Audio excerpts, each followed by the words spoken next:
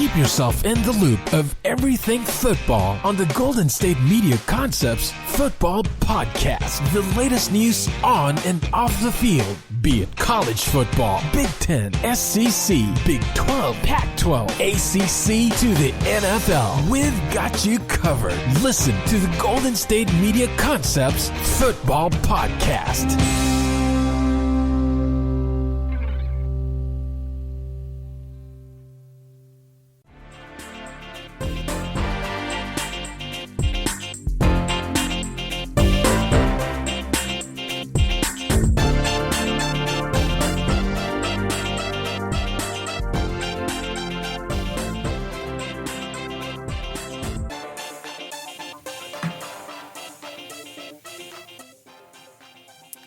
The GSMC Football Podcast, hosted by not only me, Ethan Orfe, but also my good friend, good pal, and brother in arms, Brice Lewis, and that's Brice with an I, not with a Y. Yeah, Brice, got to get it right out here. how are you? How are you doing this Monday? I'm good, man. Just going through the grind like I do every week, but I'm good. I can't complain. Can't complain. How's NBA going for you? Did you watch LeBron against Kawhi, full squad? I had to watch it, man. I have to keep up so I can give the people what they want to know, my opinion. So what was your opinion? I just look at the game. Honestly, the overview is just like, the Lakers played a good game, and their supporting cast stepped up. LeBron stepped up. Everybody did what they had to do, and they just played a better game. And they needed to win a game because since the last game, they rescheduled it to literally the last game of the season. It's highly unlikely I would see the starters playing, so that game really wouldn't matter. So this might be the last game we see with the real starters playing before playoff time. So I feel like it was important to see this, and I think it gives the Lakers feel like the ability, okay, yeah, we could definitely beat these guys, and we'll have to see if we can get all we want and see them in the Western Conference Finals. All right, real quickly, because this is a football podcast. However, what in 5 sentences or less describe James Harden's performances as of lately? Very, to me, very lackluster. Not what you would expect out of James Harden. You would think the small ball would help him, but it's helping Russ more, basically. All right. Well, that was our small little NBA semi-segment. Not really. I just like talking basketball with people. We're going to be talking about a lot of different things today. XFL, of course, some mock drafts, some news in the running back free agency market, some other offseason moves, a divisional breakdown of the NFC North division, and also what we're talking about right now, which is the CBA voting for the Players NFLPA, NFL Players Association, if you don't know. They are extending their voting to this Saturday. So members of the Player Association are going to get all the time they need to make an informed decision on the new collective bargaining agreement. The NFLPA announced Monday it has extended the voting window from Thursday to Saturday at 11:59 p.m. So all you college students know what this means. Every vote matters, and we encourage all players to review the materials sent via email in order to make an informed decision. That was the statement made by the Players Association. And the process won't get any quicker, but this will allow players to submit votes for approval or denial. And we've seen a lot of players like Russell Wilson, Aaron Rodgers, Devon Kennard, and Nate Soldier show their support or dissatisfaction with the current CBA, and it will give a lot of people, the amount of time they need to make a decision. How have you felt about the current CBA and just everything surrounding it, Brice? I think this is very crucial decision that has to be made. I think it's funny because remember, the NFLPA said the reason why they approved it is it's good for the core players. The core players isn't necessarily the star players. If you notice, a lot of star players are against it. But a lot of players who maybe are not considered stars, but just regular good players that make out the rest of the roster are like, oh, I'm fine with this. Because the thing is that what they said is that you're still getting more money because the revenue is going up for the players. They also said that a lot of things that players have asked for is in the CBA. Outside of the 17th game, which is what the owners want, everything else is pretty much what the players have wanted. And so I think that's another reason why I think a lot of players or a lot of people were like, this is okay, we can pass this deal. Because it's one of those things where it's like, okay, yeah, their owners might get that extra game, but we're getting more revenue. We're getting less practice time. We're getting more off-season programming because a lot of players, I think it's not really necessary to work out in that program, like OTAs. They feel like the only time really it matters is training camp because they just feel like that's the only time it really like actually starts to really like show itself. Obviously, you get a less preseason game, so they don't have to do that as long. So that could add an extra week of training camp if they wanted to. I just think that overall, the CBA, it's like it really depends. You know, I was watching NFL Total Access this weekend, and Talib said he vote for it. He vote yes because he was I guess analyst on there, and because he said it's just everything like I said the players wanted. I don't see why. Like he can understand why players are against it, but he also feels like it does help. It's not like the CBA isn't hurting the players. You know, it's not like, oh, this is like it was that last CBA negotiation where it felt like the owners were trying to exert more power over the players. I think that what some of the stars want is they see what's happening in the NBA and they see what happens in the MLB, where you can pretty much say the players run the league. Like everybody knows the NBA, LeBron and all them, they run the league. That's why, and Adam Silver is the perfect commissioner because he's the players' commissioner. He's not an owner's commissioner. So it pretty much goes hand in hand. And also, I mean, obviously in baseball, everybody hates their commissioner, but everybody knows that baseball, since it's a very complex sport, the stars are kind of what also help drive baseball. So I think some NFL stars, they want to have that same power and impact. They want to be able to like have that same ability to like those players do to have power, I guess. Because they don't want to feel like, oh, we're still having to give into what the owners want. So, and I think that report that they leaked earlier this week about them talking about they want them to say no to get the 18th game, I do think was a strategy to make the players say yes. Because obviously, if there is an 18th game suggests, I think we're definitely going to a lockout because that's going to be a very hard talking point for the players to agree to. So I think that's why it's kind of there's this pressure if they don't say yes now that we're going to lockout next year. But if they go ahead and do say yeah, it's like okay, well, it's not like we're in a worse CBA than we were the last decade, if that makes sense, you know. So, I mean, I guess I see it. I can understand why somebody would choose yes, but I also think that what the NFL has done a really good job of making this a elite players versus not so elite or poor players decision instead of like a players versus owners thing. Because now it's just a lot of like infighting within the players union and people indecisiveness. Not even that. It's just that I think what it boils down to is that what I think a lot of people have made good points is that in the NBA and the MLB, they have certain perks that the NFL has never given their players. So like lifetime health care that should be way more important to a player that only lasts maybe 3 or 4 years in the league than maybe an extra 50 grand or so, or whatever the case may be is. And there's just not enough, like they just don't really do anything for if you make it to the top echelon of the league, right? So you are the best of the best.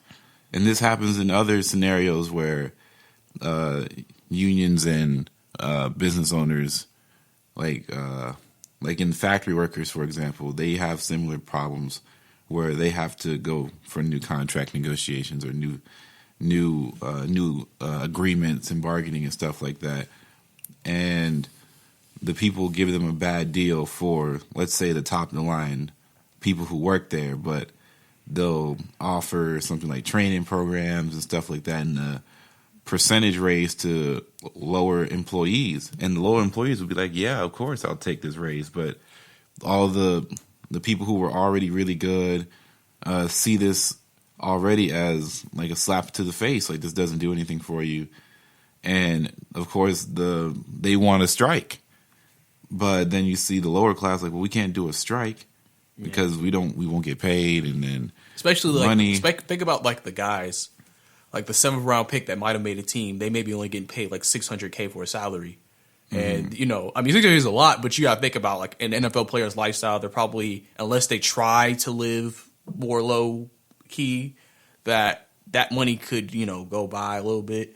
And obviously, they may not have the money without getting more money from the league to like survive. That's why you've had some players like Marquise Pouncey say, "Hey, if y'all need help with rent, I got you." Because that's kind of how the star players got to be. They got to be like, "Listen, if y'all need money, we got you because we got the money."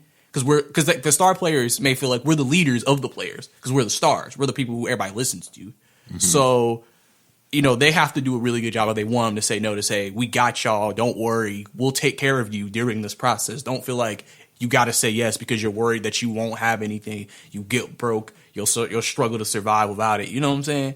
Mm-hmm. That's kind of how it has to go. You can't really do it in a way where it's just all about me. So I think that's obviously something that is big within the player community. Like I said, the main demographic I've seen say yes have been the older players like Ryan Fitzpatrick and Talib, and like obviously a lot of like the more like again like decent players who are on a roster. And I mean the older players, they're probably close to being out the door. Plus, and like a 10-year CBA is not going to affect Ryan Fitzpatrick. He won't probably be in the league for another. Maybe this might be his last season. We don't know, right? So, and also think about it, he's been through it with the original, like the CBA before this last decade CBA. So he's been where he used to do he used to be like there when they did 2-a-days. He used to be there, and then he's seen how this one did, and he's saying, well, this one's just an improvement on the last one. So he feels like I don't see the miss here. Right. Where some players who were drafted during this CBA may feel like I don't really like this. I kind of want this to be different next CBA. That's why they're fighting more. Because some people think since the owners gave all the players more of what they want in this CBA, could the players just be trying to get more now? Because like, if they gave us this, can we get more? You know what I'm saying? Because this sex is a business, so you don't really know what could be the driving force behind certain people's decisions. That's why they probably gave this delay, because obviously I'm sure players are having group chats and talking like, are we going to say yes? Are we going to say no? 50% of the players got to say yes or say no. Is it going to be worth it? Do we have enough support? You know what I'm saying? It's a very, like I said, it's going to be very controversial. And here's the thing. The NFL players could potentially take a big hit to their image. Because if they say no, the fans will be outraged if they miss football, if we lose football next year. Because they're going to feel like because here's the thing, a lot of people that I hear from the fans, from all the like boards, they seem pretty okay with the CBA and everything. So they feel like if the players, this honestly is a great move by the owners doing this, because now what the players say no, now they look greedy, and that's gonna make fans turn against them. That's what businesses do in general. But I'd argue that I think a lot of fans would notice in their own everyday lives if they're unionized, especially like a lot of union guys would understand the players' stances on this. At least a lot of people, they would see, this is similar tactics that people do in unions and or when they try to go against their employers versus the unions. And this is a similar thing once again.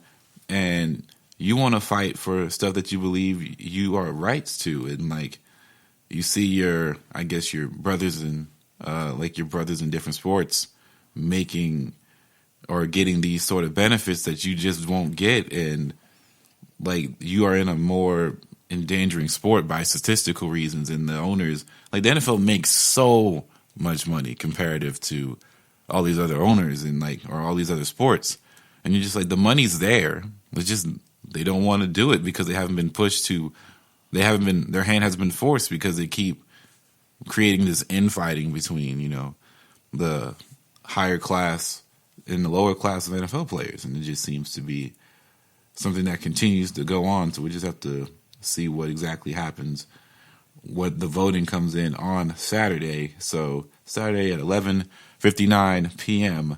Do not forget to turn in your discussion post.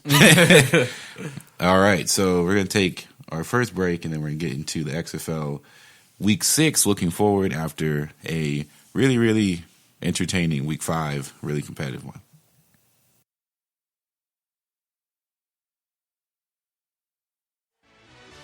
Are you looking for help for your fantasy football team? Check out the GSMC Fantasy Football Podcast. Get today's best advice on who to start, who to sit, even who you should draft. From sleeper picks to red-hot lineups, they got it all covered for you. That's gsmcpodcast.com/fantasy-football-podcast. We'll cover traditional leagues, dynasty, PPR, even IDP leagues. When you need fantasy help, there's just one show to hit up. Don't forget to like them on Facebook and follow them on Twitter. Visit gsmcpodcast.com for more info.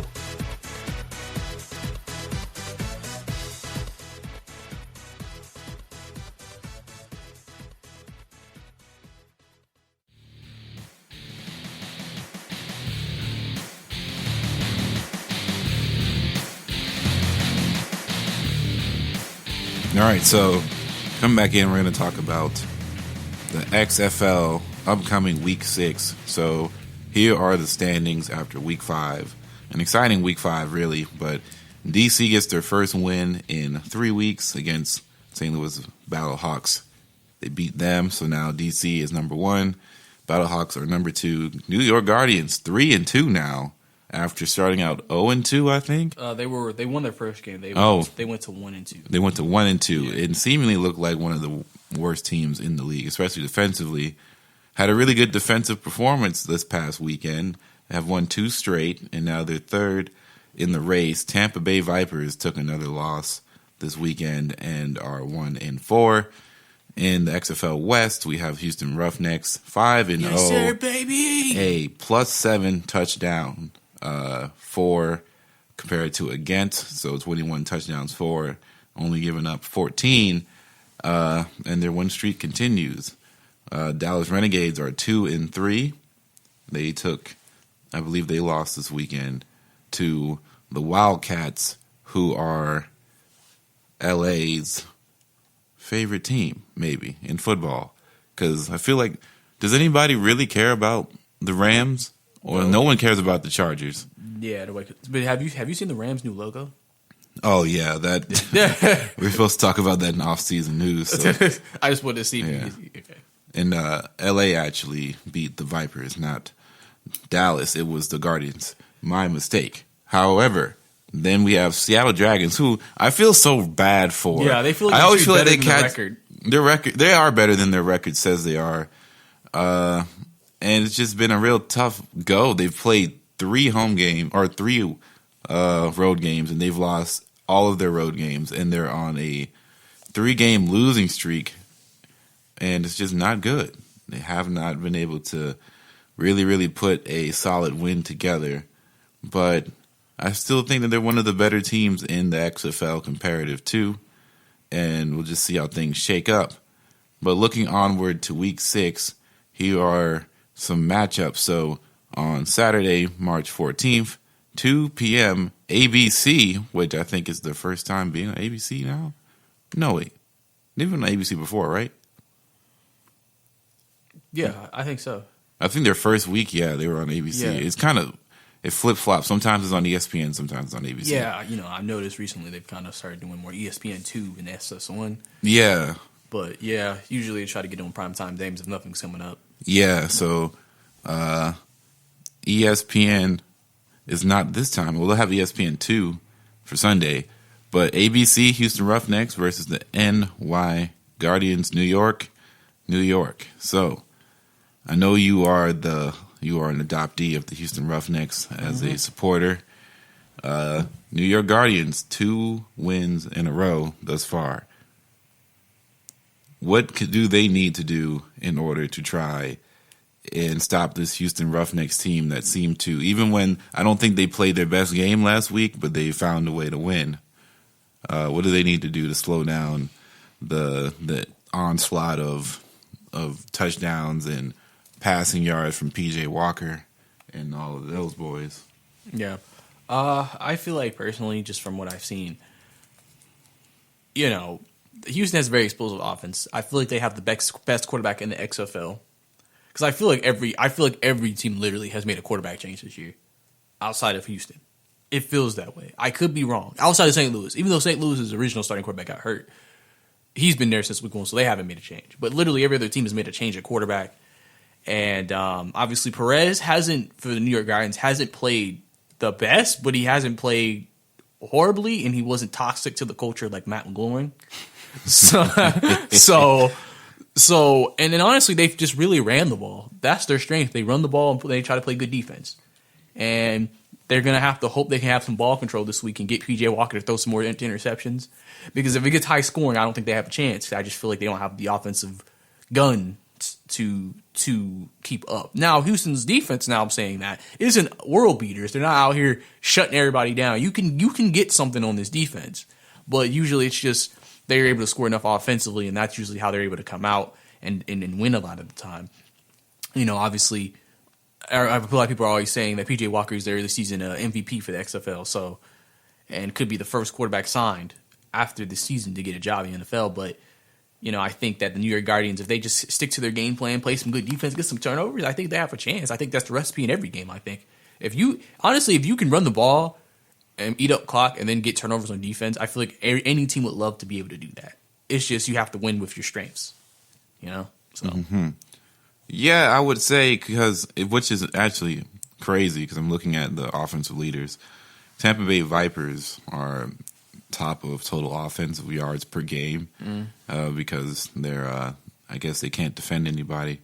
Well, so they move the ball, they just can't score.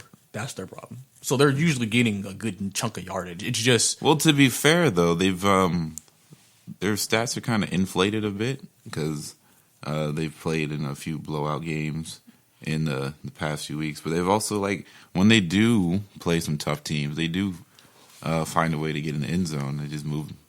It's just never enough, so to speak. They always have that weird turnover or they don't stop somebody. Which I've noticed is a lot of the secondaries in the XFL, they need a lot of work. The secondary, it was one of the hardest positions to be in football, but XFL, it's just one man is missing their tackle or they don't, follow through on defending somebody, and then it's just a juke move away from a big touchdown. I noticed that a lot this past weekend, but the New York Guardians are 5th in average rushing yards, which all these other rushing stats are kind of insane. Like the St. Louis Battlehawks have a 155 rushing yards per game average, and DC is 130. Seattle is 103. It's just a lot of rushing yards, and it's funny. That's why you don't feel like the running game's as big. No, but it's humongous. I mean, because they count the running back or the quarterbacks too. Yeah, that's true. And a lot of these quarterbacks definitely run quite a bit. Houston is almost 260 in passing yards. So when you look at it from that perspective and you check out their defense and how many yards are allowed, we see that New York has 329 yards allowed, I guess, total. I don't think this is the average. But average points against New York is having 17 points against. So their defense isn't actually as bad as we may think it is. Mm-hmm. But, we know what can happen when they kind of get behind because they're not that good at passing the football.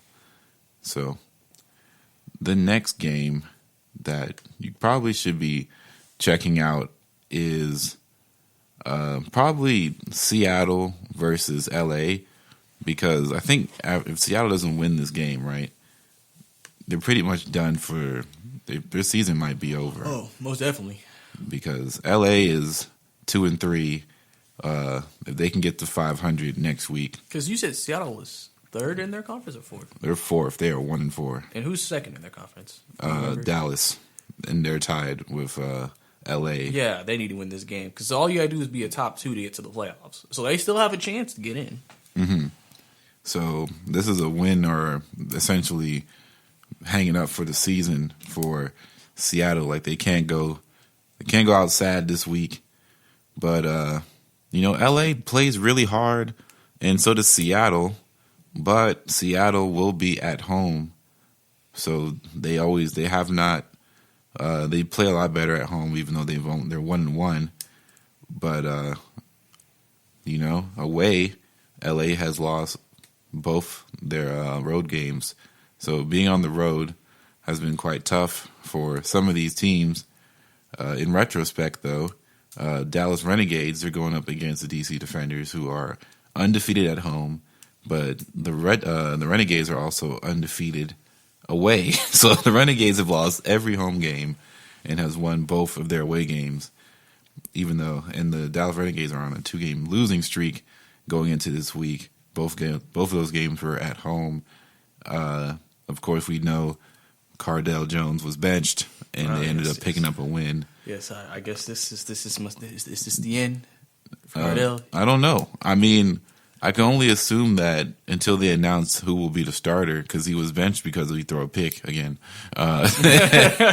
Threw a pick in the first quarter. The Jameis Winston of the XFL, baby. I don't know, because he doesn't score. He doesn't score as much as Jameis does. Yeah, sure. But they definitely rallied behind their backup quarterback, so to speak, in that game. Yeah, he's a talented prospect, so don't be surprised if he plays well. He gets some looks. Yeah, and Dallas didn't really get to do what they like to do usually with their 2 running backs that typically lead the league, like in fantasy. Especially they're some of the better fantasy running backs in the XFL. We'll have to see if they can get back to that. As you know, DC's defense in the start of the season was something that a lot of people were saying could be potentially really good, but in reality, they more have middled out. And we're seeing that the XFL, as far as skill level and skill gap, has really it's forever changing. You never really have a solid ideology on what these teams are, and I guess that's what the inaugural season is supposed to feel like. You don't have a lot of certainty, and the only team that's giving you some sort of certainty is the Houston Roughnecks, which they continue to keep rolling on forward.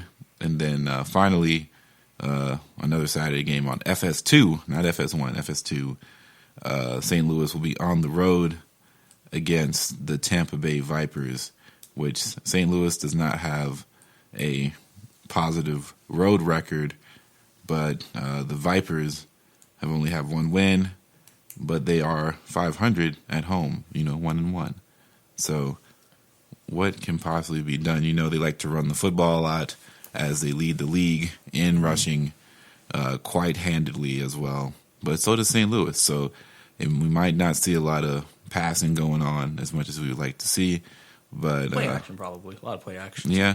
But I also think that Tamu is going to probably try and will his team to keep this second seed so far for the playoff push, because let's say DC loses to Dallas, that's a big time loss, and that could propel them to the first seed. And you got to have every win as possible, because I believe half the season is already gone. Yeah, man, we're entering the 5th game, I believe. Well, we just had the 5th game, so we're entering this thing the 6th, right? Mm-hmm. Yeah. So we're going to week 6, and gonna make it no bye weeks in this league, baby. Yeah, and they are 10 weeks in the season, so anything can really happen. But you can't. If you're one of the bottom leagues, like, these are must wins. You have to make the run now. So we're gonna take another break here, and then we're getting to some NFL 2020 mock drafts. That's coming.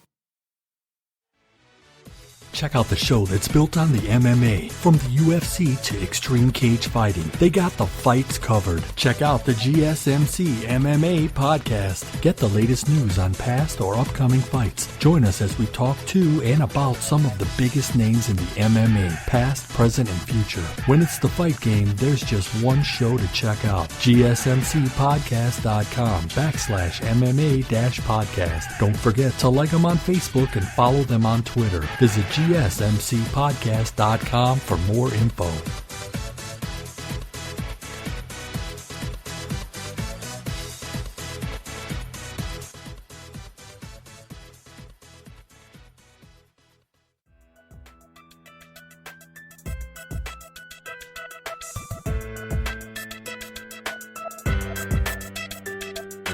All right, Brice.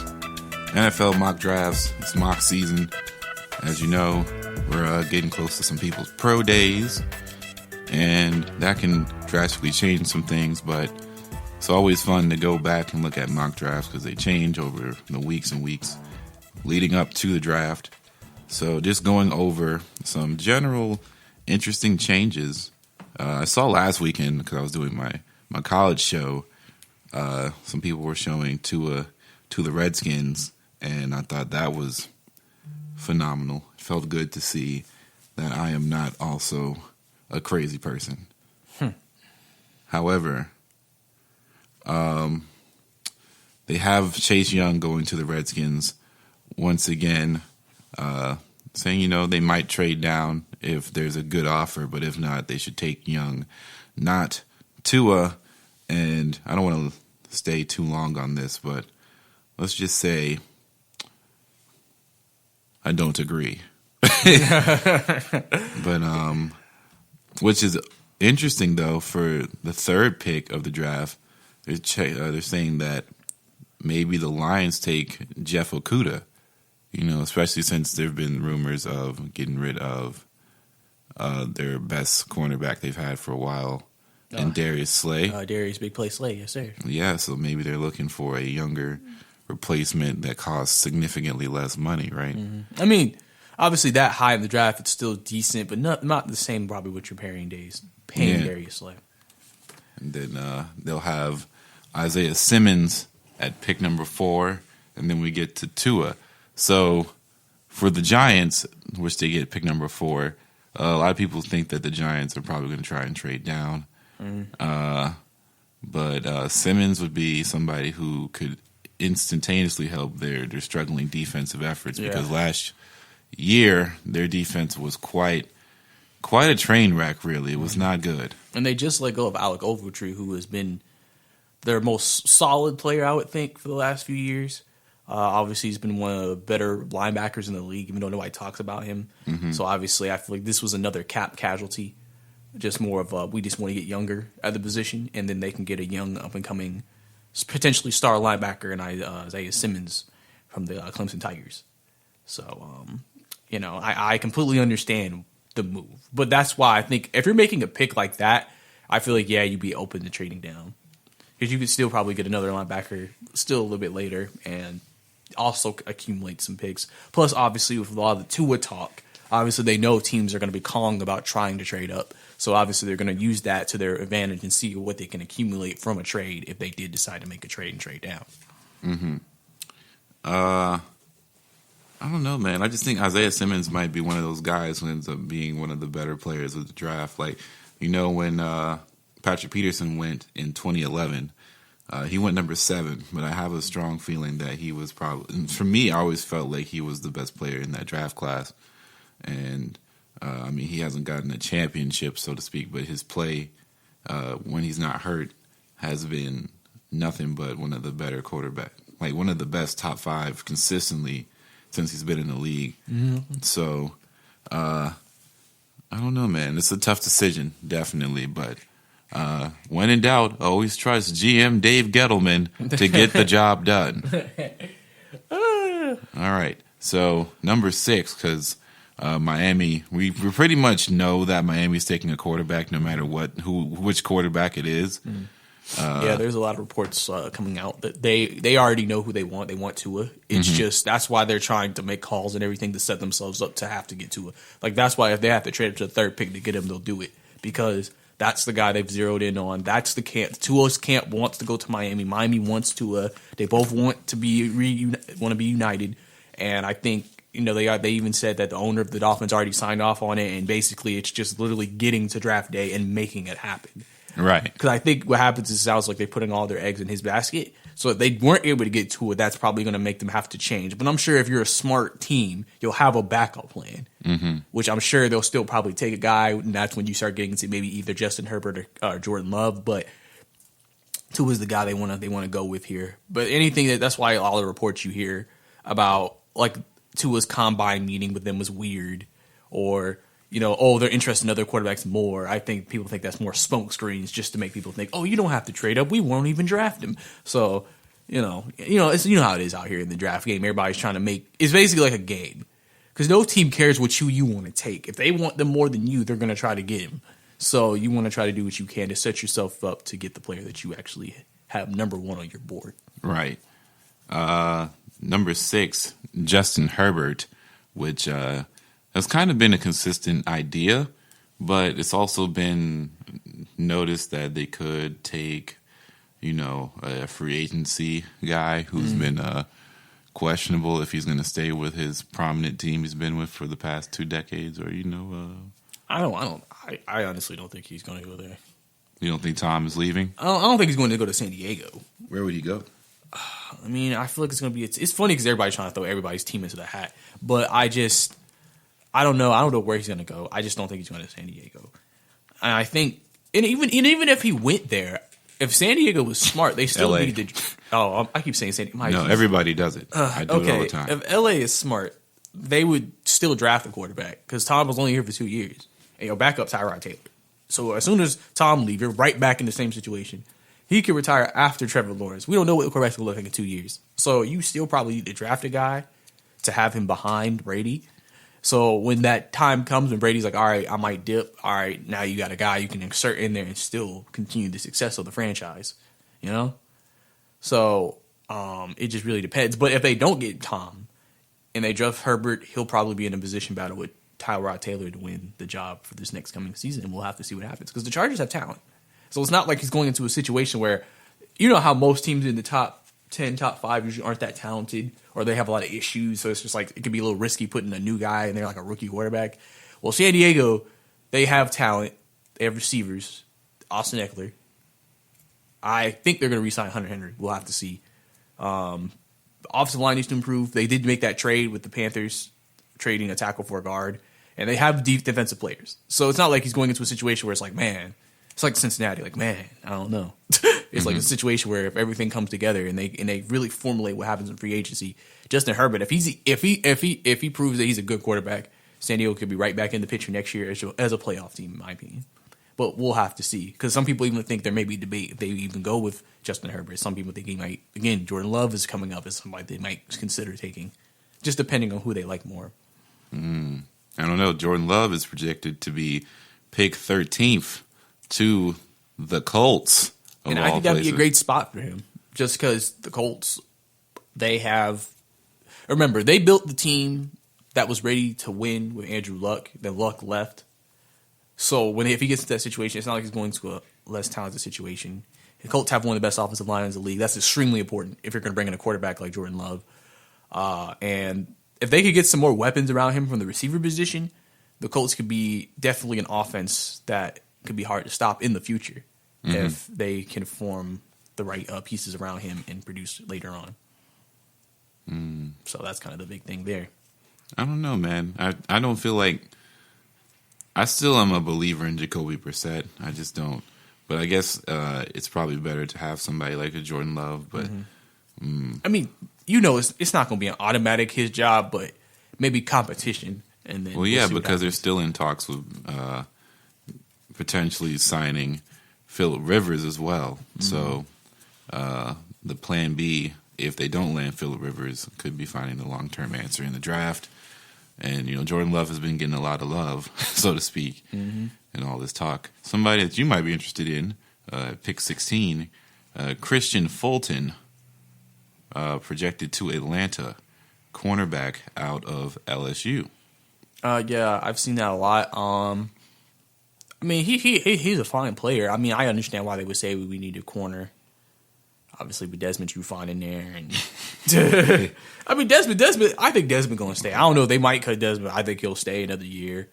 Obviously, second cornerback was kind of revolving a little bit, but there's some guys they like back there. I know a lot of people are still mad about them cutting Jordan Poole from like a year ago. I mean, Brian Poole from a year ago because they feel like that was an unnecessary move. This is why everybody dislikes Thomas Dimitroff. But if they draft a corner here, I'll be completely fine with it. A lot of people are going to probably say pass rusher because it's like if we're letting Vic go outside attack, who we got pass rushing wise. So I mean, there's not that many good. There's not a lot of. I mean, there's a Chaston for LSU. Yeah, that's. I mean, other mock drafts I've seen people say we'll take him. So Isn't he also from LSU? Yeah. Yes. Apparently, they say we're going to get somebody from LSU. So, I mean, look, Deion Jones came from LSU, and we saw how that worked out. He's one of the best linebackers in the league. So, You just have to hold out and see. hopefully he doesn't pull a Curtis Lofton. But a lot of wide receivers coming out in the first round. Notables like Jerry Jeudy for 12th to the Raiders, or the Las Vegas Raiders, and then CeeDee Lamb would be the first off the board to the New York Jets. Then, of course, 15 Henry Ruggs to Denver, which I am interested in wholeheartedly because I believe that for fantasy purposes, Denver has a lot of things going for it, and I was all in on the Cortland Sutton stock last year, and I would like to see how this affects further investigation within the Denver offense. but Because do you believe in Drew Lock? no, no, I don't. But I believe in number one receivers find a way, no matter who their quarterback is. Justin Jefferson to Philadelphia, which I think is pretty nice. Yeah. They definitely need all the people who can catch. As you saw, Philadelphia was decimated near the end of their playoff run. Other than that, there's not a lot of super big names in the first round. That's just basically it. Also, side note, our boy Jalen Hurts is slowly rising the draft boards. Watch out, world. Mm-hmm. He's coming. Yes, sir. All right. So we're going to take another break, and then we're going to get into some free agency discussions. Check out the show built around the women of MMA. From the UFC to the extreme cage fighting, we got the fights covered. Listen. It's the Golden State Media Concepts Women's MMA Podcast. The latest news of upcoming fights, discussions of previous matches. Join us as we talk to and about the biggest names in women's mixed martial arts, past, present, and future.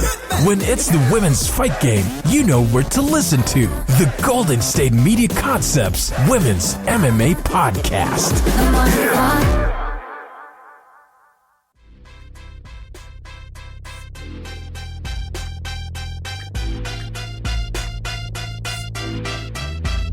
Brice, are you familiar with the infamous acronym CREAM? When I hear that, I think of a lot of things. So yeah, I guess I'm not familiar with it. Can you elaborate on that, sir? Well, it stands for Cash Rules Everything Around Me. Okay. So yeah, you Wu-Tang? Not a Wu-Tang fan? I just listen. I haven't listened to Wu-Tang in so long. Listen. It's just something you unlocked something that was deep in my memories. Well, honestly, it hasn't been unlocked. I didn't level up enough. Well, Austin Eckler is probably singing that song quite a lot, Dollar Dollar Bills, y'all, because he went and got 4 years, $24 million, I believe, for $15 million in guarantees. So he has gotten a big-time contract for him. He went undrafted out of Western State, Colorado in 2017, ultimately signing with the Chargers, and since then has become one of the top dual-threat running backs in the entire NFL. After making peanuts for 3 years, so to speak, he inked his contract on Friday, giving him his first major payday. The running back told NBC's Football Morning in America, Peter King, that he was in disbelief, saying, "Are you serious?" as he couldn't stop laughing seeing this money. So what does this mean for our guy Melvin Gordon, who held out earlier in the year? His held out was like, you guys need me, right? You guys got to pay me because you can't replace me. And the Chargers essentially was like, watch this. Or like, oh yeah, watch this. Boom. Austin Eckler. And I don't think Melvin Gordon was going to ask for Austin Eckler type of money, of course. So here we are. So what does this mean? Does Melvin Gordon Is his value decreased now? Is the market for Melvin Gordon even good? Because I argue that if you didn't already have a team that wanted you at this point, what is your market value for a running back who honestly have had some problems staying on the field due to injury in the first place? And he's not necessarily a guy who, you know what he's good at. He can catch out the backfield. He can kind of run in between the tackles, but it's kind of weird to say that he's not someone he's not a very powerful runner, like a guy that can take a lot of punishment.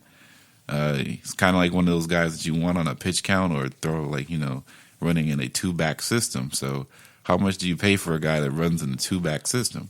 I mean, the thing about Melvin Gordon is he hurt himself with the holdout. And then remember, when he came back, he wasn't in shape. He wasn't at the peak level he needed to be. That's why he didn't have a good season after that. He even admitted that. That's why he said he's never holding out like that again, because he really hurt himself. He lost money. There's no way he's going to get what he wanted last year. So in his case, he hurt himself. And now, in a way, it feels like he has to prove himself again. So I would not be surprised if he gets like a 1-year deal somewhere to prove himself. To say, can you be Melvin Gordon of 2 years ago? Because if you're not getting a dime out of us to that level that you want, you know. Because he wanted to be paid as a top echelon, top 5 running back. Well, technically, this league is about what have you done for me lately? Last year, you did nothing, and you held out, and you caught a drama on your team. So why should a team bring you in to pay you, not even knowing what they're going to get? Yeah, I can sit here and say if we pay him, we'll get, you know what I'm saying, the right attitude from Melvin Gordon, but you really don't know his play. You don't want, and then with the Zeke thing, you don't want to overpay that he's not even producing on the field up to that pay rate. So I feel like he might, depending on if the team really likes him, if not, he might have to be on like a prove-it deal like some players are. Right, but I mean, even if you look at deals like the Le'Veon deal, him holding out, they still didn't pay him. Like, the holdout wasn't worth it for him, even though he was rested for essentially a season and a half. And, he came back. He wasn't in complete football shape, but the Jets were kind of in their own mess as far as the running game concerned. And I remember they said they felt like he was out of shape. Yeah. And he was kind of gaining some weight, lost his explosiveness. Because when you watch Le'Veon Bell last year, he did not look like old Le'Veon Bell. I mean, to be fair, their system was not set up for the Jets Le'Veon Bell. Are absolutely not good offensively, but So, I feel like some of that is on him coming back not in shape, but also some of it is system and how they perceive to be used.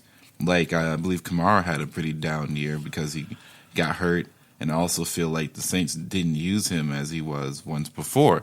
As before, he seemed more of like an option in the passing game instead of he was kind of being thrown to because they had no other options. Like, he became the check down guy instead of the guy that's going up the field, making people miss, making some plays. They weren't really pitching it to him. So that could just be, injuries. Like, they wanted him to be a little bit more safer and not, long term thinking about it rather than, trying to go for it, and maybe he just wasn't ready for it all. And a lot of people think that that might affect his, or he was playing it safe, so to speak, because he knew a big contract was coming up if he's getting one.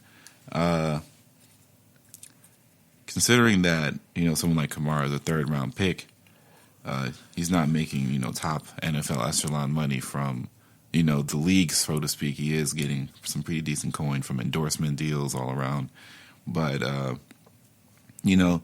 Would you say probably around the 4-year, maybe maybe 4 years, 45? For Kamara? Yeah. Like someone so I feel like Kamara and Melvin Gordon are fairly similar in their bracket for payment. Mm-hmm. Well, I'm sure a lot of people would say Alvin Kamara makes more of an impact on the game. He's more of an impact player than Melvin Gordon is. All right, so, when would y'all be giving him this offseason, or you meant after next year? Considering that He's been in the league now 3 years. So Next year? no, I think his contract is up now because he just played his 3rd year. So he can either get. So he has 1 more year left. Yeah, so either he gets picked up, they can extend him, or it's just depending on what they want to get because they still have to make a decision. You know what's interesting? I think if they don't offer him something, obviously that number can change because then he has another season. If he gets back to Alvin Kamara of 2 years ago before obviously injuries, I think he'll probably get somewhere up north of 60, to be honest with you. Just because if he's doing that, then you're like, why wouldn't we give him that? But if he's like he was this year, that could, you could maybe say 40, 35 potentially, because you're in an interesting situation right now. Because obviously, if next year comes and Drew Brees retires as expected, I mean, you could pay him just because you're not, let's say hypothetically the rumors are true and Taysom Hill is your quarterback. You're not paying Taysom Hill, I'm assuming, like that. So you could then have that money to give to Alvin Kamara if he comes out and produces this year. But if not, then what you said, the bracket of what you said, is very, very realistic. I would feel like. I feel like based off this season, I feel like after the season he had, he can't really try to go for an extension unless the team just wants to extend him. You know what I'm saying? I mean, it would be beneficial for. I mean, the cap would be. I don't know if the cap would rise next year. Well, if they pass the CBA and the revenue goes up, then the cap would rise. Yeah, so it just all depends. I guess there's a lot of factors involved. But, the Saints do have a lot of people to pay. So that's another thing. So, like, that draft class is coming up where Ramczyk, who's one of the best offensive linemen in the league, Lattimore is going to be. Marcus Williams, too? Yeah, so there's a lot of guys. We still got to figure out with Von Bell. Another secondary guy. There's just a lot of people that you have to consider paying for the Saints because this is just one of the things that where you have a lot of young talent and they all want all their monies in a row. Their coin. It gets tough, and that's where the best GMs figure it out, and some of the ones that aren't the best kind of lose it. So, what would you say would be like so you can wrap up this segment? There's probably like tiers to this running back pay system. Mm-hmm. I think it depends on what you offer. So, like, I think Zeke, Saquon, I guess Todd Gurley when he was healthy, and now our boy out of Tennessee, Derrick Henry, they probably make up the tier 1 echelon to where they can make upwards to 70 plus, and wherever above. Yeah. And then everybody else is probably in that where you don't want them. Whoa. You got to put Christian McCaffrey in there. Oh, yeah, Christian McCaffrey, too. I forgot. I was thinking about it. I was like, hey, Christian McCaffrey. And then after that, though, I don't think there's... I think because I can't say that... yeah. Because even the guys out of Minnesota, Dalvin Cook? Yeah, he just is not on the field as often as you would like him to be. I mean, he was able to stay healthy this year, but except for the last end of the season. But I just don't know if I feel like you'd have to see more of him. I don't think you can really say that he's like a $70 million running back. But he has $7 million talent. It's like all these guys technically do. And that's the problem. Like, I mean, the thing is like you say that, but like some people don't show it. He showed it. Like, but the offense is a completely different. This is like 2 years ago, Kamara was like on pace to make Zeke money, and then after a season, everyone's just like, I don't know. And then people were predicting that what Zeke got is what Le'Veon was going to get after holding out, and that didn't happen.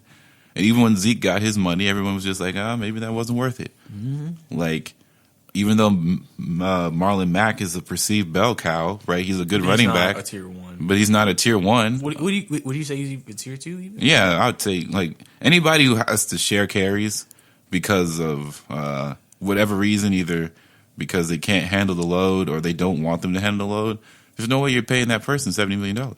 Or like you're not paying him maybe even 60. Like you're not getting there. Mm-hmm.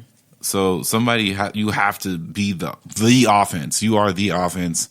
You are what they are banking on. So someone like a Saquon, who literally is the Giants' offense. That is true at this very moment. Someone like a Derrick Henry, who is Tennessee's entire team sometimes. those are guys who are going to make the money. Yeah. Like Christian McCaffrey, actually his payday, I wouldn't be surprised if contract talks start now for him to own partial ownership of the team, because he was that guy, especially last year on a team that offensively, especially at quarterback, was kind of they literally ran the entire offense through him. That's why he would get like 10 receptions, 18 carries, 100 on the ground, 80 through the air, 2-3 touchdowns. It's like he did it literally every week. That's why I'm sure in fantasy land he was so loved. So because it's just, you knew they had to run the offense through Christian McCaffrey. Right. That's why. Because really, Christian McCaffrey's been in the league for 2 years now, right? Mm-hmm. Okay. I was just trying to say, because he was there with Cam. So he's never actually played a full season with Cam healthy. He's always been there where Cam's been in and out of the lineup. Mm-hmm. Interesting. All right. So, and then there's like tier 3, which are the guys who... Devontae Freeman. Yeah. I guess Devontae Freeman belongs in tier 3. He's not paid like a tier 3 guy. But like Austin Eckler, who I feel like has tier 2 talent, but they want to run by committee. Philip Lindsay. Yeah, I would suppose so. A guy that came out of nowhere. He's serviceable. What would you put Kenyon Drake? Ooh, see, that's the tough one. Like we've only gotten this. Like people have been Kenyon Drake believers for a very long time. Yeah, I mean, and they're only recently he played decent in Miami, and then in Arizona, it seemed like he really boomed even more. Right, they're only recent. Like it's only been recent that this has really transpired. Right, like we can't really believe. I mean, you can't really leave it to this, in my opinion, right? But he's going to get paid because he's a free agent. So I wouldn't be surprised. This is probably where he'll get paid at the Austin Eckler range, I think. But let's take a break, and then let's go into some more off-season talk. Tired of searching the vast jungle of podcasts? Now listen close and hear this out. There's a podcast network that covers just about everything that you've been searching. The Golden State Media Concepts Podcast Network is here. Nothing less than a podcast bliss with endless hours of podcast coverage. From news, sports, music, fashion, cooking, entertainment, fantasy football, and so much more. So stop lurking around and go straight out to the Golden State Media Concepts Podcast Network. Guaranteed to fill that podcast itch. Whatever it may be. Visit us at www.gsmcpodcast.com. Follow us on Facebook and Twitter, and download us on iTunes, SoundCloud, and Google Play.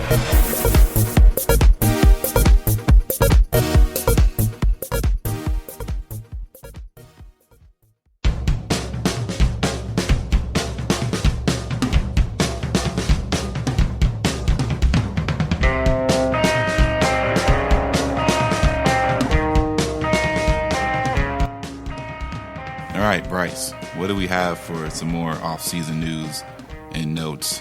Some things of value that we can talk about, discuss, debate, challenge, condemn, and or support.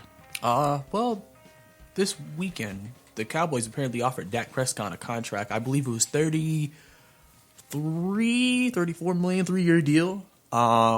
They offered it to him, but they do also say that they are still in talks.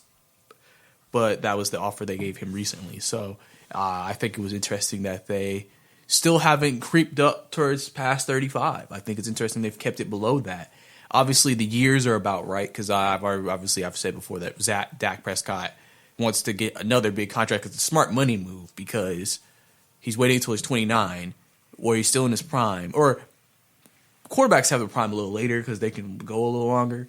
But basically, he can get a big contract now and then get an even bigger contract in 3 years. So he's basically doing kind of like an NBA kind of thing where, they get that first max deal and then they get the bigger max deal later. But that's why sometimes they LeBron sometimes are quiet. He likes to do like 2-3 year deals instead of going 5. And I think that's what he's trying to do. He's trying to like make as much as he can because if he goes with the 5-year deal, he's not going to get out till like 32.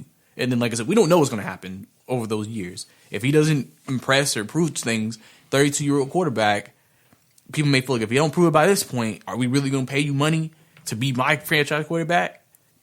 So at 29, 3 years, if the Cowboys make it to the NFC Championship game during this year, that could help raise his price and then now he's making north of 40 because think about the contracts that have to come up. Patrick Mahomes obviously is getting his deal. He'll get probably north of 40. They think he's going to get $200 million. Obviously, other guys potentially that could be getting contracts in the future.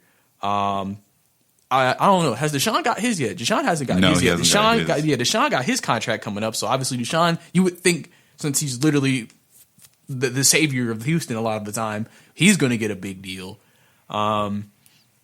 If any of the young quarterbacks that have been drafted over the last couple of years, they continue to progress forward, they're going to get a big deal. And then Dak's going to come in behind that, and it's like, well, if he got this deal, then I deserve to get this deal. You know what I'm saying? Right. So it's really a smart financial move on his part, but it'll be interesting to see how these negotiations go. Because I think this week is the franchise tag deadline.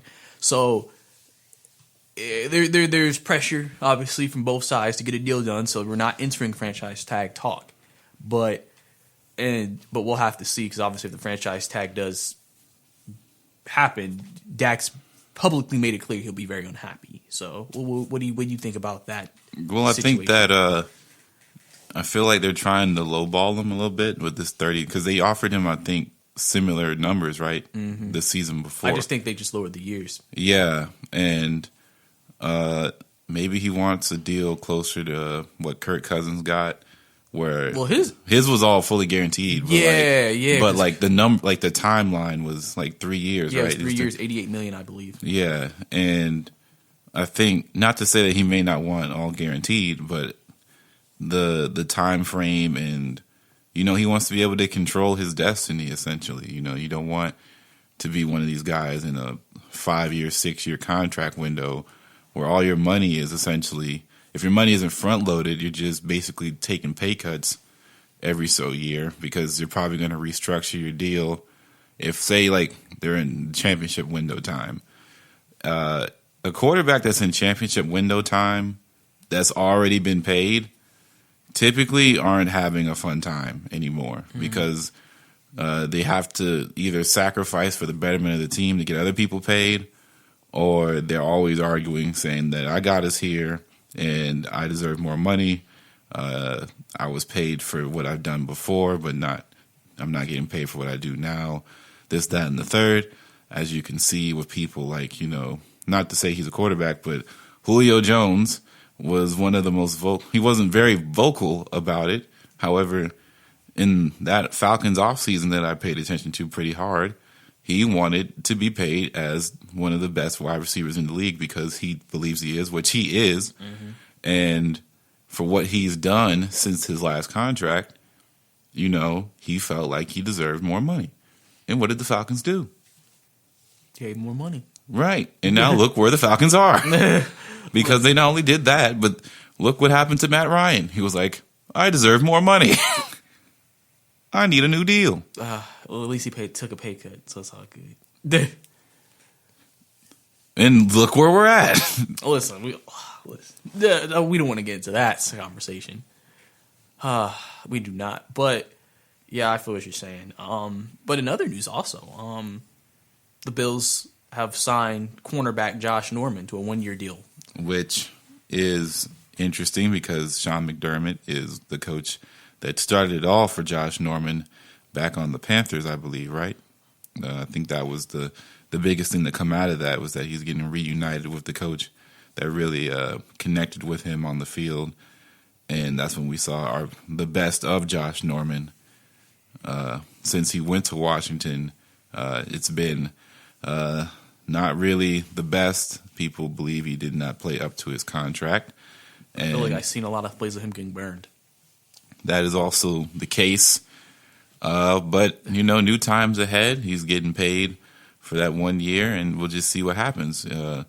We still have to wait and see what they do with the Tre'Davious White contract extension. They're hoping to get him extended, preferably before this deadline for the franchise tag, because I don't think he wants to be franchise tagged either.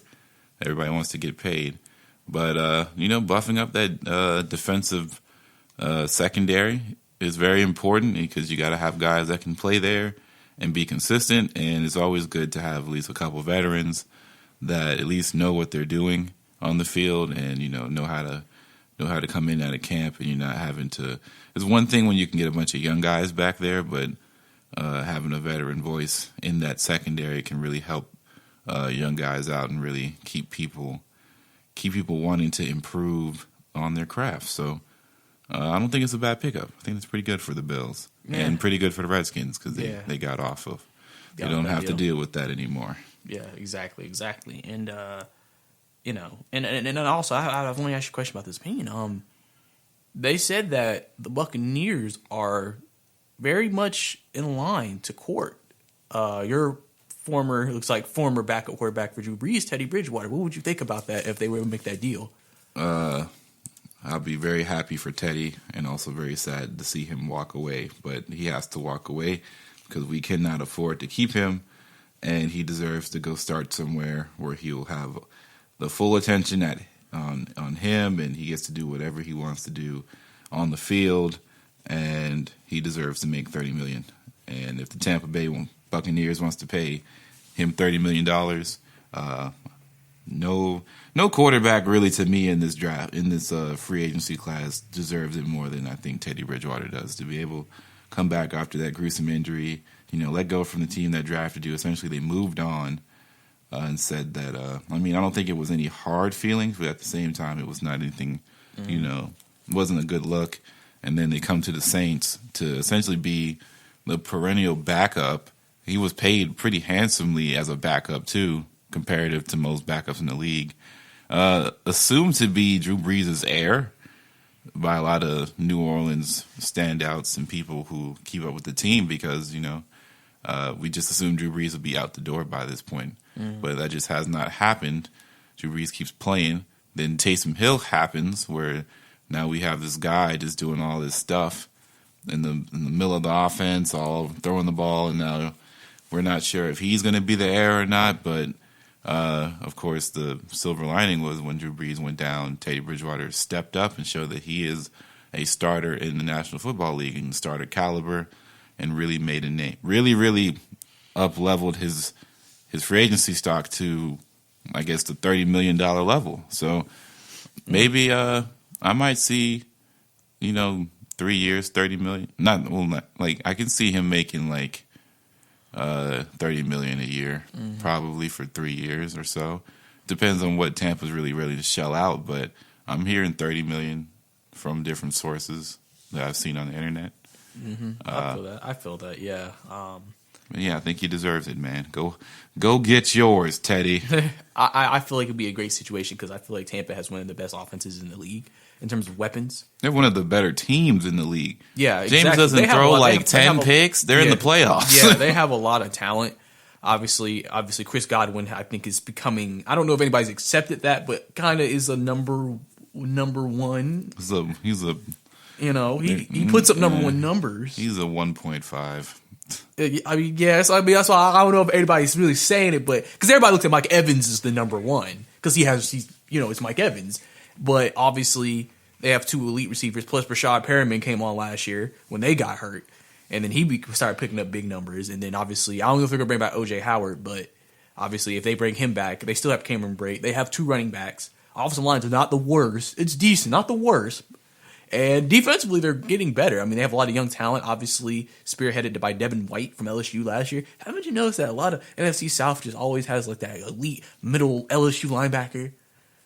You ever notice that? Obviously, Deion Jones in Atlanta, and Tampa has Devin White. I guess if you get an LSU linebacker, your defense is trending up. Well, they are known for DBU, but we put out them LBs too. Exactly. And so I think if Teddy was in that situation, I think Tampa would. If they stay healthy, I don't see why they couldn't be a playoff team. They probably. People think they probably couldn't win the division next year.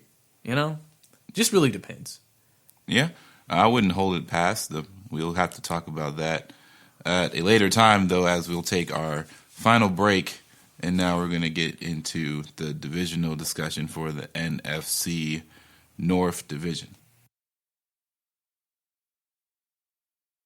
This is your ultimate stop for everything sports. The Golden State Media Concepts Sports Podcast. Should I say more? From the NFL, MLB, the NBA to MMA, it's all in here. The Golden State Media Concepts Sports Podcast. Listen now.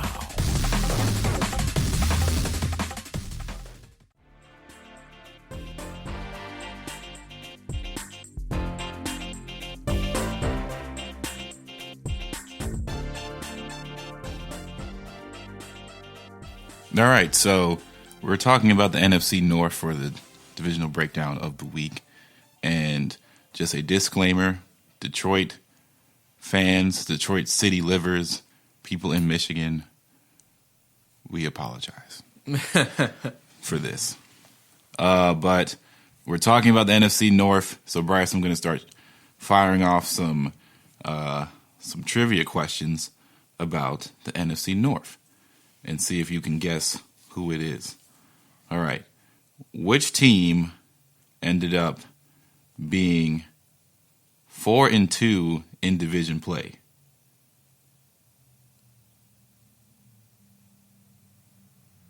Green Bay? No. It was the Chicago Bears. Tell me why I was thinking that first. I was like, something was to tell me Chicago. Because I was trying to look elimination. Green Bay only lost 3 regular season games. So maybe 2 out of 3 of their losses was in the division. No, Green Bay actually was 6-0 in their division. And as we know, Green Bay, no one really felt Green Bay was that good of a playoff team. And sure enough, they did not play very well in their game in the playoffs. And Minnesota, equally, who also made the playoffs, who was a 6-seed wild card, they ended up being 2-4 in their divisional play, making the playoffs at 10-6, and then getting basically pretty handled in the playoff game, proceeding after they won against the Saints. And then, of course, Detroit Lions were 3-12 on the year with 1 tie. And they went 0-6 in divisional play, and 2-9-1 in the conference, which is actually insane. But I guess when you lose 12 games, your conference record is probably not good anyway. But that is crazy, really. And this just, oof. Also, something also interesting about looking at some of these stats. For the Chicago Bears scored 280 points, and they only gave up 298 points. So they gave up the least amount of points in their division. Just to put that in perspective, the next highest they gave up was, of course, the Minnesota Vikings, was 303, but they scored 207 points for the season. So just imagine, and the Minnesota only won 2 more games than Chicago. So Chicago was 8-8, 500. If their offense improves, what is the ceiling? Because it looks like their defense can be as good as any of the top defenses in the league year round. In fact, in the beginning of the season, we were certain that they were a playoff team for really early parts of the season because their defense alone was that strong. But once again, the curse of the Trubisky keeps coming around, and maybe, just maybe, it's time to take action. Matt Nagy, it's time to take action. It's time to let go, in my opinion. Yeah, I mean, the issue is that, the issue with this dilemma is just like, if we let go of him, then we have to get someone better to come in. And there's no guarantee they can get somebody better to come in. But that's why they feel like, first, he's still in this rookie deal, so he doesn't cost anything for them really to, Well, I mean, he was a first-round pick. Yeah, but he's not like, it's killing our salary cap. And that's why, I think that's why they were considering getting a guy like Andy Dalton in there to compete with him. Because, I mean, as much as we talk crap about Andy Dalton has shown with weapons the offense can be good. So Andy Dalton can play. The problem with Mitchell Trubisky is you can get weapons, and that doesn't mean the offense is going to be good. Right. So that's why I think if they really do make that trade, I would not be shocked if Andy Dalton was starting quarterback of the Chicago Bears next year. No, it's not even a shock. I would predict that he would be. Exactly. Because Trubisky's just not it. But also, I don't know if Matt Nagy wants a guy like a Andy Dalton who really is not a mobile guy who can't move around. I mean, yeah, but I'm sure if Matt Nagy's really as offensively expansive as they say he can be, I think he can form the offense to fit around Andy Dalton's talents. Because the thing is that obviously in this situation, the first year he was there, he was able to out-scheme a lot of people because his offense was kind of, I guess, new. He could do a lot of new things at you, and that's why it worked with Chicago. Mm-hmm. But the second year, okay, everybody kind of knows what you do. So is your quarterback good or not?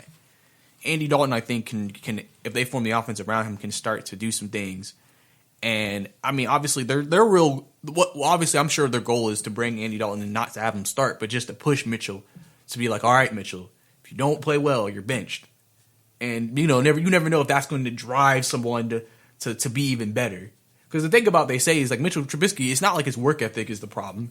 It's just for some reason it's not translating on the field. For some reason he looks like he's making improvements, and then he gets on the field and it looks like he's regressing. So I think if they could get that to match up with what they think he can be, I think it'll be fine. I don't think Mitchell Trubisky will ever be an elite quarterback. I don't think anybody ever thinks that. But maybe he can become a good starting quarterback where he can stay around in the league for multiple years. So Garoppolo? I mean, yeah, you could say that. The Garoppolo level? Because, I think Garoppolo... the thing about that is Garoppolo, you can say, realistically, the first year of Chicago is the same kind of team that he had in San Francisco. Because, Chicago's defense was the best in the league at that year. And they also had a creative offensive line like Kyle Shanahan. And they were out scheme a lot of people. They made the playoffs, but you saw how they really couldn't do anything when it got to the playoffs. Obviously, Philadelphia. It feels like every playoff Philadelphia game is ugly and it's low scoring. But you kind of you see that, and then you see what happens this year. I mean, they were just able to run all over everybody, and then Garoppolo just had to make a couple of throws. So, I mean, it's kind of one of those things. I think people would pick Garoppolo over Mitchell Trubisky. I just think, it just really depends. I mean, as in, that's his ceiling, right? You would think as a player? Or is it fair to put a ceiling on a guy who's only, 22, 23? I don't know. I mean, technically, you can't say that's a bad thing since he made a Super Bowl and he's gotten paid a lot. No, but but I think at this point, everybody who cares about football outside of, just looking at, who was there and who was not, knows that team was there because of their running game and their defense. And it wasn't because they just knew that, all Jimmy Garoppolo had to do was just play his game and not minimize mistakes and make the throws. Mm. And when it came down to it, he did not make the throws that he needed to make at the end. And he also had some mistakes, so that's just sort of the echelon of quarterbacks. Either you're hyper elite or you're serviceable or you're bad. That's it. There's no in between. Yeah. Those are the three tiers in my opinion. And right now, Mitchell Trubisky is really bad. He's bad. He's not there yet, and he's not serviceable. He's not going to be there to win you games. I can guarantee at least 3 games last year that Garoppolo went out there and won for them. I know he definitely won the biggest game of the regular season against New Orleans, because if he doesn't win that game, they don't get the number 1 seed. Mm. And he went and tore it up. I would never trust Mitchell Trubisky to do that. Yeah, I see what you're saying. I definitely see what you're saying. I apologize for the Detroit Lions, but we're ripping on Chicago pretty heavy right now. But speaking of Detroit, I guess we have to move on to them. Detroit, they have a high draft pick. Potentially, it's probably going to be a defender. Mm-hmm. What do you think they need to do to turn it around? Because I think a lot of it has to do with staying healthy. Because I really don't think Detroit is as bad as this record says they are. I've heard a lot of people say talent-wise they should be better. That's why they started the season 3-0. But do you think it's a coach thing though? I mean, it could. First year, it sounded like it was a coach thing. I remember they said that he tried to bring the New England system and the New England atmosphere there. Mm-hmm. And obviously, everybody knows if you play a New England's team, it's not the greatest atmosphere. It's very business-like. It feels like you can't be as free. Yeah, as other teams. And I think a lot of players kind of resented that because it's like, sir, this isn't New England. Calm down. And I think they have guys. They have receivers. They've always had receivers. Obviously, Stafford got hurt week 4. That's when the season just really started to crumble. And obviously, they have had even more injuries past that. They found some guys that can play. Honestly, it just feels like if they can stay healthy and everybody comes together, Chicago could be more competitive. I mean, remember, there's a lot of games they were in last year. It wasn't like they got blown out a lot of games. Remember, the season went downhill when that Monday night game in Green Bay happened, where they got those 2 phantom hands to the face penalties called on them, which cost them that game, or else they would have remained undefeated. Mm-hmm. And then Stafford went down the next week, and then the season just crumbled. Right. So I think Detroit will be okay. Minnesota, another. They're having some things going on in there. I mean, in their camps. I'm sure. Are we sure Stephon Diggs is going to be there next year? The Minnesota has no intention of trading him. And usually, if you trade somebody like that, you trade before the draft, unless he's sitting here like, I'm not going to play. Yeah. So I think he'll still come in, especially if they do draft his brother. That's in the draft, the cornerback for Alabama. Uh-huh. I mean, is he going to tell his brother, "Don't come here, I'm leaving"? I mean, he doesn't have any control in that matter. But and obviously we know their ceiling with Kirk Cousins.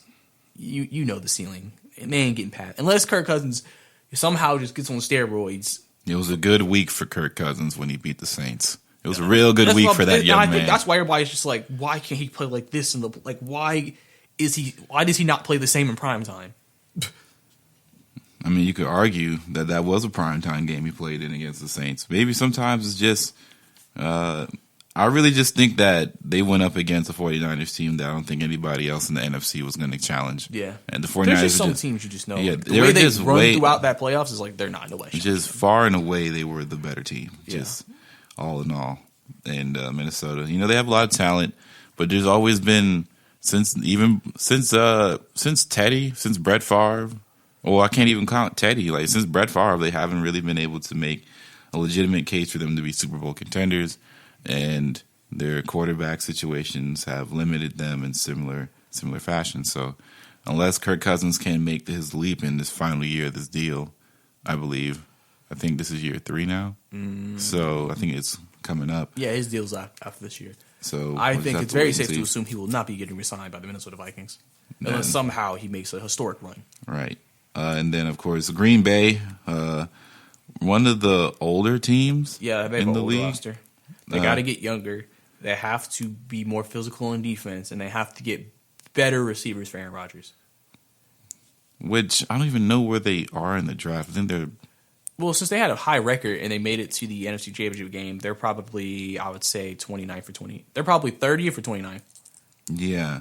And all the super crazy wide receivers are gone at that point. Well, they said that 6 receivers could go in the first round this year, so maybe they could get that 6th guy because they have a lot of receivers in this draft. So yeah, we'll just have to wait and see. Maybe they trade up to get somebody really good. Yeah, potentially. Because I remember when of course Falcons traded up to 11 for Julio. Oh yeah, and then they traded up for the guy at Alabama who I was thoroughly upset about that y'all did. This was like after you guys did this, either the year after you guys went to the Super Bowl.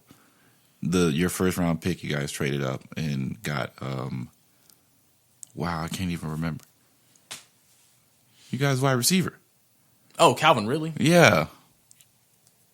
Was that the year after you guys lost or 2 years after? The year after we lost. Yeah. Well, I'm trying to think. Did we really trade up? Yeah. I think so. You know what? Yes, because we made the playoffs, so we would have been in the 20s, and we got him at 14. Yeah, that's when y'all traded up for him. So it was an impactful trade, and maybe Green Bay can pull something off like that, but I wouldn't know what they would. I don't know anybody who's trading down in this draft in the mid-teens though. Mm-hmm. What do you think? unless there's just a guy that they're targeting and he gets taken and it's not worth it anymore. I think you'll see some trades because everybody has a player they may love. But that will be it for the GSMC football podcast for me and Brice for this weekend. Or I guess this week for me. You have one more, correct? Yeah. That's coming up. So it's going to be a good week. A lot of football is coming back. Don't forget to check out the XFL this Saturday and Sunday, as it could be a lot of implications for later on down the road. Please don't forget to rate and review us and follow our social media. So that's our Twitter, Facebook, and our Instagram. And have a good rest of you guys this week. You'll see us next Tuesday to hear all the stuff from over the weekend. You've been listening to the Golden State Media Concepts Football Podcast, part of the Golden State Media Concepts Podcast Network. You can find this show and others like it at www.gsmcpodcast.com. Download our podcast on iTunes, Stitcher, SoundCloud, and Google Play. Just type in GSMC to find all the shows from the Golden State Media Concepts Podcast Network, from movies to music, from sports to entertainment, and even weird news. You can also follow us on Twitter and on Facebook. Thank you